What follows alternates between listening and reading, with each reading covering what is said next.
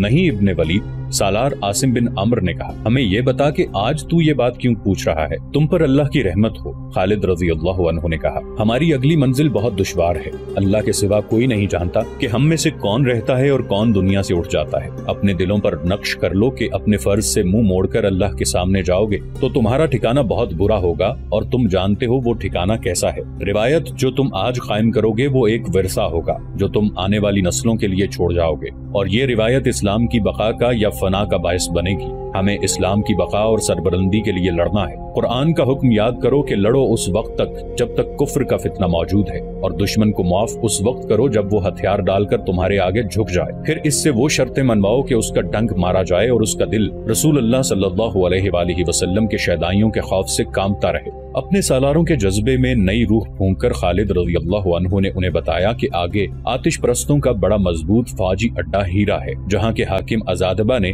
बहुत बड़ा लश्कर जमा कर रखा है। आतिश परस्त पहली लड़ाइयों में बेशुमार कश्तियां लाए थे, अब वो मुसलमानों के कब्जे में थी। खालिद रज़ी अल्लाह अन्हु ने अपने लश्कर को कश्तियों में हीरा तक ले जाने का फैसला किया। दरियाई रास्ता आसान था और छोटा भी। ये पहला मौका था कि रेगजारों में लड़ने वाले दरियाओं के सीने पर सवार हुए। कश्तियों में सवार लश्कर की हिफाजत के लिए खालिद रज़ी अल्लाह अन्हु ने ये इंतजाम किया कि दरिया के दोनों किनारों पर 100-150 सवारों को रखा, जिन्हें कश्तियों के साथ साथ जाना था। फतह नुसरत से सरशार लश्कर जज्बे और इस्लाम की मोहब्बत के जोश से दरियाए फुरात के सीने पर चला जा रहा था। जंगी तराने की एक गूंज थी जो फुरात के पानी पर वजद तारी कर रही थी। फिर ये जंगी तराना कलमा तैयबा में बदल गया। 18,000 मुसलमानों की आवाज एक अज़्म, एक जज्बा, एक जुनून था।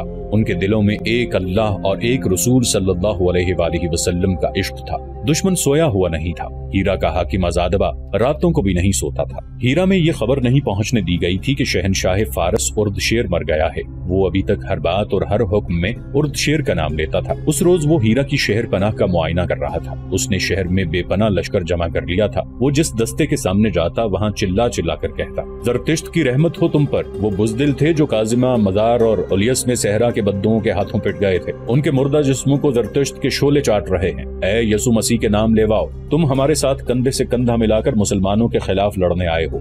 याद करो अपनी उन बेटियों को जो लौंडियां बनकर मदीना पहुंच गई हैं।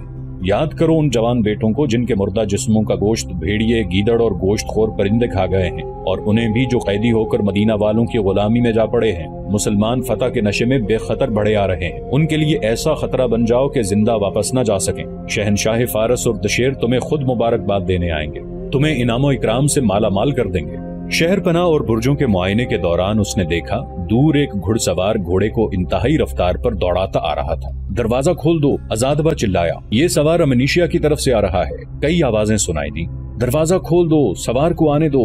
अज़ादबा बड़ी तेजी से दीवार से उतर गया। सवार के पहुंचने तक दरवाजा खोल दिया गया। सवार रफ्तार कम किए बगैर अंदर आ गया। अज़ादबा घोड़े पर सवार था। उसने घोड़े को एड़ लगाई और आने वाले सवार की तरफ गया। दोनों घोड़े पहलू ब पहलू रुक गए। कोई खबर? अज़ादबा ने पूछा। वो आ रहे हैं, सवार ने हाँपती हुई आवाज में कहा। सारा लश्कर कश्तियों में आ रहा है। वो खालिद रज़ी अल्लाह अन्हु के लश्कर की पेशकदमी की खबर दे रहा था। कश्तियों में? अज़ादबा ने पूछा। बंद से कितनी दूर हैं? बहुत दूर, सवार ने जवाब दिया। अभी बहुत दूर हैं। अज़ादबा का बेटा सालार था। अज़ादबा ने अपने बेटे को बुलाया। किसी भी तारीख में उसके बेटे का नाम नहीं मिलता, उसे अज़ादबा का बेटा ही लिखा गया है।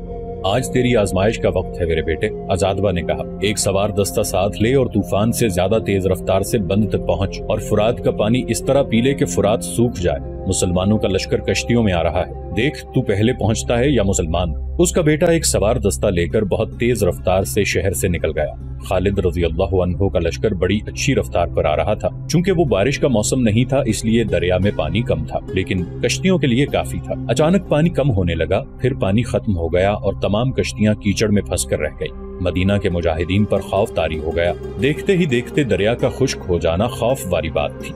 खुद खालिद रज़ी अल्लाह अन्हु परेशान हो गए। मत घबराओ वलीद के बेटे, किनारे से मुसन्ना बिन हारिसा की ललकार सुनाई थी। और मत डरो अहले मदीना, आगे दरिया पर एक बंद है। हमारे दुश्मन ने बंद पर पानी रोक लिया है। बड़ी तेजी से सवार अपने घोड़े कश्तियों से निकाल लाए और ये दस्ता सरपट दौड़ता बंद तक पहुंचा। अज़ादबा का बेटा अभी अपने सवारों के साथ वहीं था। मुसलमान सवारों ने उन पर हल्ला बोल दिया और उनमें से किसी एक को भी जिंदा न छोड़ा। मुसलमानों ने बंद खोल दिया। कश्तियों तक पानी पहुंचा तो कश्तियां उठने लगी।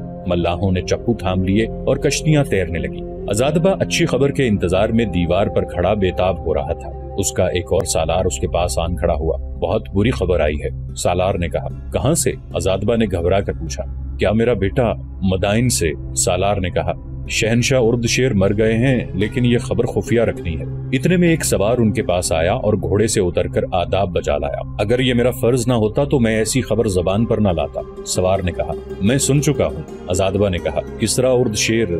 नहीं, सवार ने कहा। आपका बेटा बंद पर मारा गया है, उसके तमाम सवारों को मुसलमानों ने काट डाला है। मेरा बेटा? अजादबा के मुंह से निकला और उसका रंग लाश की तरह सफेद हो गया। अजादबा पर मायूसी, गम और रंजो मलाल के साथ दहशत भी तारी हो गई थी, जैसे आसमान फट गया हो और उसके पांव के नीचे से जमीन निकल गई हो। वो झुका झुका सा दीवार पर चल पड़ा। उसके कदम डगमगा रहे थे। उसके दो मुहाफिज उसके साथ हो गए। उसने यास और नाउम्मीदी के आलम में दाएं और बाएं देखा और रुक गया। दो मुहाफिजों को अपने पहलुओं में देखकर उसका चेहरा खुशमगी हो गया।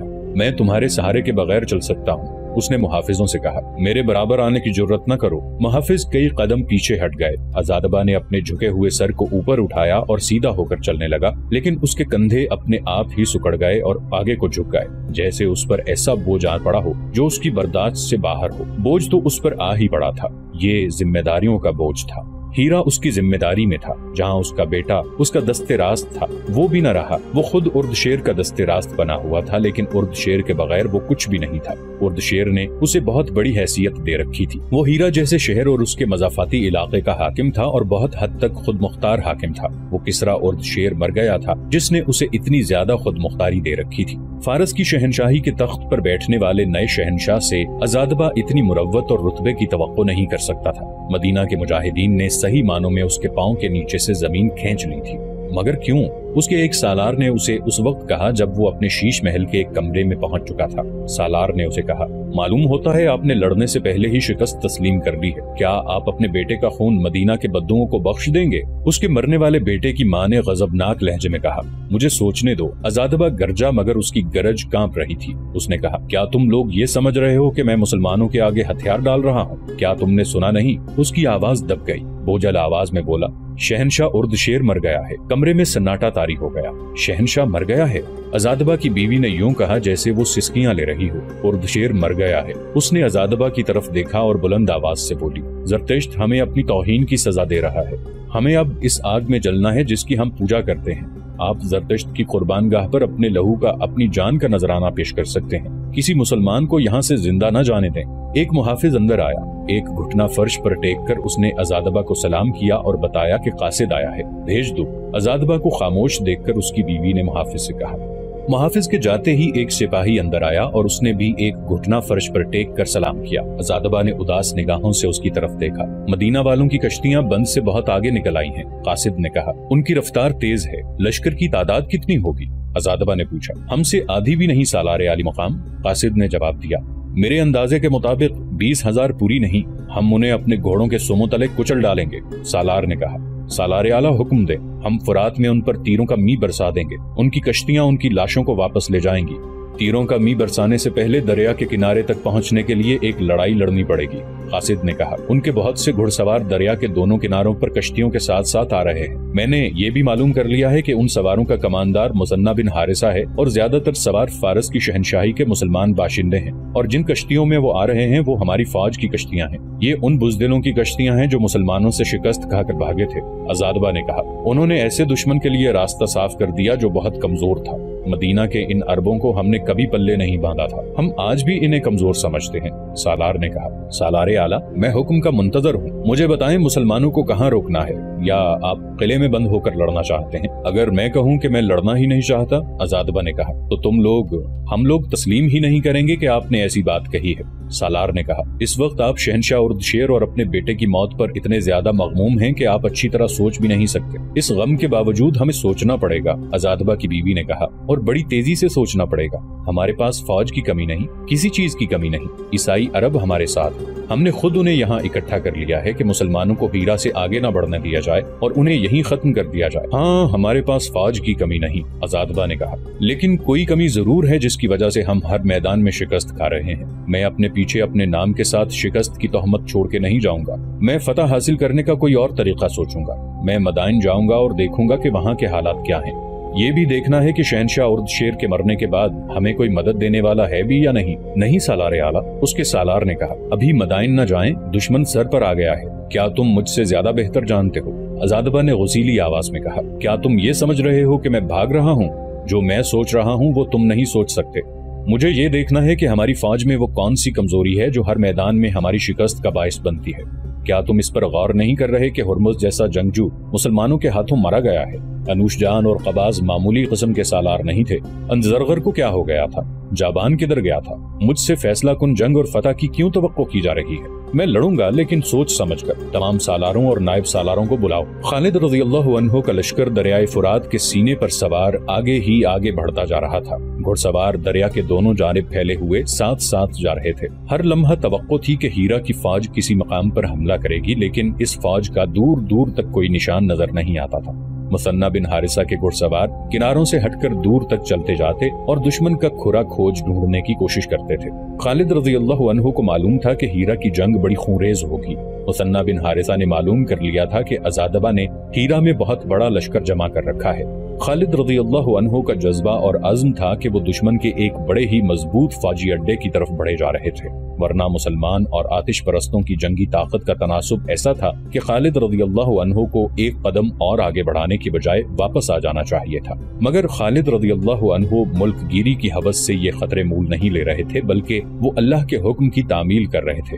اسلام کے پڑوس میں اتنے بڑے اور بہت ہی طاقتور باطل کی موجودگی اسلام کے لیے ایسا خطرہ تھی کہ اسلام آگے بڑھنے کی بجائے پیچھے ہٹتا جاتا، پھر غائب ہو جاتا۔ ابن ولید خالد کو دریا کے کنارے سے مثنہ بن حارثہ کی پکار سنائی تھی۔ منزل قریب آ گئی ہے۔ خالد رضی اللہ عنہ نے اپنے کشتی رانوں سے کہا کہ کشتی کنارے کے ساتھ لے جائیں اور انہیں اتار کر کشتی آگے لے جائیں۔ مثنہ اس علاقے سے واقف تھا، پھر بھی اس نے اس علاقے کے 2 آدمیوں کو پکڑ کر کچھ انعام دیا اور رہنمائی کے لیے اپنے ساتھ رکھ لیا تھا۔ خالد رضی اللہ عنہ جب کنارے پر اترے تو مثنہ نے اپنے ایک سوار سے کہا کہ وہ گھوڑا خالد رضی اللہ عنہ کو دے دے۔ خالد رضی اللہ عنہ اس گھوڑے پر سوار ہو گئے۔ مثنہ اور خالد رضی اللہ عنہ کے گھوڑے پہلو بہ پہلو جا رہے تھے اور مثنہ کی نظریں خالد رضی اللہ عنہ کے چہرے پر جمی ہوئی تھیں۔ خالد رضی اللہ عنہ ادھر ادھر دیکھ رہے تھے۔ ان کی نظریں جب مثنہ بن حارثہ پر آئیں تو بھی مثنہ کی نظریں ان کے چہرے پر جمی ہوئی تھیں۔ کیوں ابن حارثہ؟ خالد رضی اللہ عنہ نے مسکراتے ہوئے پوچھا، کیا تو مجھے پہچاننے کی کوشش کر رہا ہے؟ ہاں ولید کے بیٹے، مثنہ نے سنجیدہ اور ٹھہرے ٹھہرے لہجے میں کہا، میں تجھے پہچاننے کی کوشش کر رہا ہوں۔ تو مجھے انسان نہیں لگتا، تیرے چہرے پر کچھ گھبراہٹ اور پریشانی ہونی چاہیے تھی۔ میں اندر ہی اندر پریشان ہوں، خالد رضی اللہ عنہ نے کہا، اور میرے دل پر گھبراہٹ بھی ہے۔ یہ اس لیے کہ میں انسان ہوں، لیکن میں پریشانی اور گھبراہٹ کو چہرے پر نہیں آنے دوں گا۔ یہ چہرہ ایک لشکر کا چہرہ ہے، مثنہ نے کہا، یہ چہرہ اسلام کا چہرہ ہے۔ میں سمجھتا ہوں ابن ولید، سالار اعلیٰ کا چہرہ اتر جائے تو پورے لشکر کا چہرہ اور ساری قوم کا چہرہ اتر جاتا ہے۔ مجھے یہ بتا ابن حارثہ، خالد رضی اللہ عنہ نے پوچھا، تو نے یہ باتیں کیوں کی ہیں؟ کیا تو مجھے پریشانی اور گھبراہٹ میں دیکھنا چاہتا ہے؟ ہاں ابن ولید، مثنہ نے کہا، تجھے شاید احساس نہیں کہ تو کتنے بڑے اور طاقتور دشمن کے سامنے جا رہا ہے۔ میں اپنے لیے جا رہا ہوتا تو مجھے اپنا غم ہوتا کہ بادشاہ بننے سے پہلے ہی نہ مارا جاؤں۔ خالد رضی اللہ عنہ نے کہا، میں اللہ کے حکم پر جا رہا ہوں، اللہ ہمارے ساتھ ہے، مجھے اور تجھے گھبرانے کی اور پریشان ہونے کی ضرورت نہیں۔ مجھے یہ بتاؤ کہ آگے کیا ہے؟ مثنہ نے ان 2 آدمیوں کو بلایا جو اس علاقے کے رہنے والے تھے اور انہیں کہا کہ وہ بتائیں کہ آگے کیا ہے۔ ان دونوں نے بتایا کہ آگے ہیرا ہے اور وہاں تک زمین کیسی ہے۔ خالد رضی اللہ عنہ نے ان 2 آدمیوں کو وہاں سے ہٹا دیا اور مثنہ کے ساتھ ہیرا پر حملے کی اسکیم بنانے لگے۔ ہیرا فرات کے کنارے پر واقع تھا۔ خالد رضی اللہ عنہ نے اپنے سالاروں عاصم بن عمر اور عدی بن حاتم کو کشتیوں سے کنارے پر بلایا۔ میں مان نہیں سکتا کہ آتش پرست ہمیں ہیرا کے راستے میں نہیں روکیں گے، خالد رضی اللہ عنہ نے کہا۔ ان کے پاس اتنی زیادہ فوج ہے جسے وہ اس سارے علاقے میں پھیلا سکتے ہیں، تمام عیسائی بھی ان کے ساتھ ہیں۔ اگر ہم ہیرا کے سامنے جا کر کشتیوں سے اترے تو دشمن وہیں ہم پر حملہ کر دے گا، ہم ہیرا سے دور کشتیاں چھوڑ دیں گے۔ خالد رضی اللہ عنہ بیٹھ گئے اور اپنی تلوار نکال کر اس کی نوک سے ہیرا کا محل وقوع اور اپنی پیش قدمی کا نقشہ بنانے لگے۔ انہوں نے اس مقام سے جہاں وہ کھڑے تھے ہیرا تک پہنچنے کے راستے کی لکیر بنائی جو سیدھی نہیں تھی بلکہ یہ نیم دائرہ تھا۔ انہوں نے یہ لکیر ایک مقام پر ختم کی جو ایک قصبہ تھا۔ یہ ہیرا سے تقریباً 3 میل دور تھا۔ اس قصبے کا نام خرنق ہے۔ خالد رضی اللہ عنہ نے کہا، ہم اس کے قریب سے گزریں گے اور ہیرا کی طرف سے تیزی سے بڑھیں گے۔ توقع یہی ہے کہ آتش پرست شہر سے کچھ دور ہمارے لیے راستے میں آ جائیں گے۔ میرے بھائیوں، یہ لڑائی خوفناک ہوگی۔ زرتشت کے پجاری اب شکست کا خطرہ مول نہیں لے سکتے۔ آگے مدائن ہے، میں تمہیں بڑے ہی سخت امتحان میں ڈال رہا ہوں، لیکن اس امتحان میں پورا اترنا ہے۔ دشمن کی تعداد ہم سے کئی گنا زیادہ ہے۔ اگر ہمیں ہیرا کو محاصرے میں لینے کا موقع مل گیا تو محاصرہ بہت لمبا ہوگا، ہم اتنا انتظار نہیں کر سکتے۔ اپنے دلوں میں اللہ سے عہد کرو کہ ہیرا کو فتح کرنا ہے۔ اب کشتیاں چھوڑ دو اور تمام لشکر کو کنارے پر لے آؤ۔ مسلمانوں کی تعداد 18,000 تھی۔ یہ لشکر کشتیوں سے نکل کر کنارے پر آ گیا اور بڑی تیزی سے پیش قدمی کے لیے منظم ہو گیا۔ خالد رضی اللہ عنہ نے سالار عاصم بن عمرو کو آگے اور عدی بن حاتم کو پیچھے رکھا اور خود درمیان میں رہے۔ مثنہ بن حارثہ کا سوار دستہ ہراول کے طور پر کم و بیش 1 میل آگے نکل گیا تھا۔ خالد رضی اللہ عنہ کے حکم سے مجاہدین کا لشکر خاموشی سے جا رہا تھا۔ نعروں اور جنگی ترانوں کی ممانعت کر دی گئی تھی تاکہ پتہ نہ چلے کہ کوئی لشکر آ رہا ہے۔ خالد رضی اللہ عنہ نے ایسا راستہ اختیار کیا تھا جو جنگل اور ویران علاقے سے گزرتا تھا اور ادھر مسافروں کی گزرگاہ نہیں تھی۔ مثنہ بن حارثہ کے سوار پھیل کر جا رہے تھے تاکہ گھات کا کہیں بھی شک ہو تو لشکر کو پیغام بھیج کر پیچھے ہی روک لیا جائے۔ خالد رضی اللہ عنہ کا لشکر خارنگ تک پہنچ گیا تھا۔ دشمن کی فوج کا کہیں بھی نام و نشان تک نہ ملا۔ خالد رضی اللہ عنہ نے لشکر کو روک لیا اور اپنے ایک جاسوس سے کہا کہ وہ قصبے کے اندر جائے اور دیکھے کہ دشمن کی فوج وہاں تو نہیں۔ خالد رضی اللہ عنہ کا جاسوسی نظام ذہین اور جرأت مند آدمیوں پر مشتمل تھا۔ اس میں ان مسلمانوں کی تعداد زیادہ تھی جو فارس والوں کے غلام تھے۔ وہ دجلہ اور فرات کے سنگم کے علاقے میں رہتے تھے۔ ان میں سے ایک آدمی بھیس بدل کر خارنگ چلا گیا اور خبر لایا کہ اس قصبے میں کوئی فوج نہیں اور قصبے میں امن و امان ہے۔ تاریخ بتاتی ہے کہ اس قصبے میں متومل لوگ رہتے تھے۔ آج وہاں خارنگ کا نام و نشان بھی نہیں ملتا۔ انسان مٹی میں مل کر مٹی ہو جاتے ہیں، مقام مٹ جاتے ہیں، بلند و بالا اور عالی شان محل مٹ جاتے ہیں۔ زندہ صرف تاریخ ہی رہتی ہے، اچھی یا بری۔ انسانوں کے نام زندہ رہتے ہیں، ان کی قائم کی ہوئی روایات زندہ رہتی ہیں۔ آج وہ قصبہ موجود نہیں جہاں تاجر اور دیگر دولت مند لوگ رہتے تھے۔ خالد رضی اللہ عنہ نے آتش نمرود میں کودنے سے پہلے اس قصبے کے قریب قیام کیا تھا۔ قصبہ نہیں رہا، خالد رضی اللہ عنہ زندہ ہیں، ان کی روایات زندہ ہیں۔ مثنہ بن حارثہ کو، عاصم کو، عدی کو اور ان 18,000 مجاہدین کو تاریخ نے زندہ رکھا ہے۔ ان کے گھوڑوں کے سموں کی گرد کو سورج کی کرنوں نے چوما ہے۔ کیا مقصد تھا ان اولین مجاہدین کا جو اس دشمن سے ٹکر لینے جا رہے تھے جو 18,000 نفوس کو نگل لینے کی طاقت رکھتا تھا؟ خالد رضی اللہ عنہ اور ان کے سالاروں کے دلوں میں تخت و تاج کی ہوس نہیں تھی، زر و جواہرات کا لالچ نہیں تھا، ایک عزم تھا جو ان کے لیے جنون بن گیا تھا۔ وہ اس کفر کو اپنے پڑوس میں زندہ نہیں دیکھنا چاہتے تھے جو اسلام کی بقا اور فروغ کے لیے خطرہ تھا۔ ان کے ذہنوں میں کوئی شک نہ تھا، کوئی وہم، کوئی وسوسہ نہ تھا۔ وہ ہمیشہ زندہ رہنے والی روایت اپنے خون سے لکھنے جا رہے تھے۔ مورخ نے اس وقت کے وقائع نگاروں کے حوالے سے لکھا ہے کہ خالد رضی اللہ عنہ پر خاموشی طاری تھی۔ کوئی سپاہی ان کی طرف دیکھتا تو وہ مسکراتے تھے۔ خالد رضی اللہ عنہ جب خارنگ سے آگے نکلے تو ان کے منہ سے کوئی حکم نکلتا تھا یا کوئی ہدایت، اس کے سوا کوئی بات نہیں کرتے تھے۔ مثنہ بن حارثہ شب خون اور دن رات کی چھاپا مار جنگ کا اور بھاگ دوڑ کر لڑنے والی لڑائی کا ماہر تھا۔ وہ جب خالد رضی اللہ عنہ کو بتاتا کہ وہ یوں کرے گا اور یوں کرے گا تو خالد رضی اللہ عنہ کے منہ سے ہر بار یہی الفاظ نکلتے تھے، اللہ تجھے اجر دے گا ابن حارثہ۔ خالد رضی اللہ عنہ اپنے لشکر کو خارنگ سے پرے پرے آگے لے گئے۔ انہیں ایسی توقع نہیں تھی کہ وہ دشمن کو بے خبری میں جا لیں گے۔ انہیں معلوم تھا کہ دشمن ضرورت سے زیادہ بیدار ہوگا۔ خالد رضی اللہ عنہ نے حکم دیا کہ اس قصبے پر نظر رکھنے کے لیے چند ایک مجاہدین کو پیچھے رہنے دیا جائے تاکہ اس میں سے نکل کر کوئی آدمی ہیرا یہ اطلاع نہ دینے چلا جائے کہ مسلمانوں کا لشکر آ رہا ہے۔ یہ پھندا تھا جس میں مدینہ کا لشکر جا رہا تھا۔ وہ علاقہ گھات کے لیے موزوں تھا لیکن گھات کے بھی آثار نظر نہیں آتے تھے۔ یہی ہو سکتا تھا کہ دشمن کا لشکر اچانک ہر طرف سے آئے گا اور 18,000 کے اس لشکر کو گھیرے میں لے کر سالاروں سے سپاہیوں تک کاٹ دے گا۔ کچھ اور آگے گئے تو ایک ٹیکری آ گئی۔ خالد رضی اللہ عنہ نے گھوڑے کو ایڑ لگائی اور ٹیکری پر چڑھ گئے۔ ان کے حکم سے لشکر رک گیا۔ اللہ کے سپاہیوں، خالد رضی اللہ عنہ نے بلند آواز سے کہا، تم پر اللہ کی رحمت ہو، آج خدائے واحد نے تمہیں بڑے سخت امتحان میں ڈال دیا ہے۔ آج تم ایک پہاڑ سے ٹکرانے اور اسے ریزہ ریزہ کرنے جا رہے ہو۔ اب جس لشکر کے ساتھ تمہارا مقابلہ ہوگا وہ پہاڑ سے کم نہیں۔ مجاہدین اسلام، اگر آج تم نے پیٹھ دکھائی تو تمہیں نہ خدا بخشے گا، نہ دین، نہ دشمن۔ آج اس عہد سے آگے بڑھو، فتح یا موت، ہماری جانیں اللہ کی امانت ہیں۔ یہ امانت اللہ کو لوٹانی ہے لیکن باوقار طریقے سے۔ اللہ تمہارے ساتھ ہے۔ تعداد اور ہتھیاروں کی کمی اور افراد شکست اور فتح کا باعث نہیں بن سکتی۔ فتح جذبے اور عزم سے حاصل ہوتی ہے۔ اس یقین کے ساتھ آگے بڑھو کہ رسول اللہ صلی اللہ علیہ وآلہ وسلم کی روح مقدس تمہارے ساتھ ہے۔ خالد رضی اللہ عنہ نے اپنے لشکر کے جذبے کو اور زیادہ گرما دیا اور لشکر کو آگے بڑھنے کا حکم دیا۔ وہ ہیرا کے عقب کو جا رہے تھے، اس طرح انہیں خاصا بڑا لمبا چکر کاٹنا پڑا۔ جب شہر کے قریب گئے تو بھی دشمن کا کوئی سپاہی نظر نہ آیا۔